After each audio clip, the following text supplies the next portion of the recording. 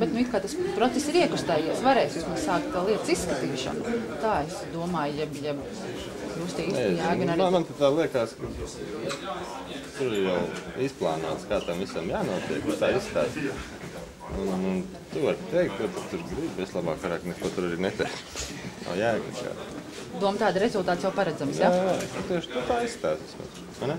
Un jūs kā domājat? Man arī tā no šīs tiesas sēdes katrā ziņā izskatās, kad viss ir jau sen jau saplānots un izdomāts un tā kā tur argumenti netiek ņemti vērā un viss, ko pieprasa apsūdzētiem, viss pārējais, tas viss tiek noraidīts, viss tiek pildīts tā, kā prasa prokuratūra, ja, un viss, nu, tad... Tā kā šodien, ja, pieņemsim, kad tiesnese tā paskatās uz prokuroru, nu, ko man? Un tā, jā.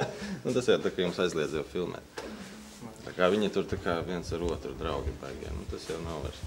Bet nu, jūs taču tā nedomājat bez cīņas tā padoties. Nu, ja jūs sakat, tur jau viss ir izlēmums, tur jau bezcerīgi un tā. Nē, nu, protams, ka nē, mēs neteiksimies padoties un katrā ziņā ir nākamās instances un galu galā ir arī cilvēktiesību tiesa Strasbūras, jā.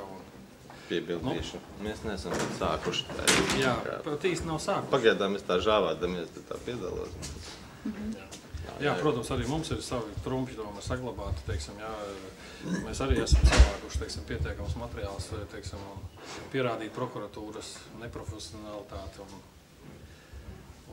lietas uzpūšanas pa veidu. Un, principā tas vairāk izskatās tomēr pēc politiska pasūtījuma. Mums laiks. Jā, paldies. Jā,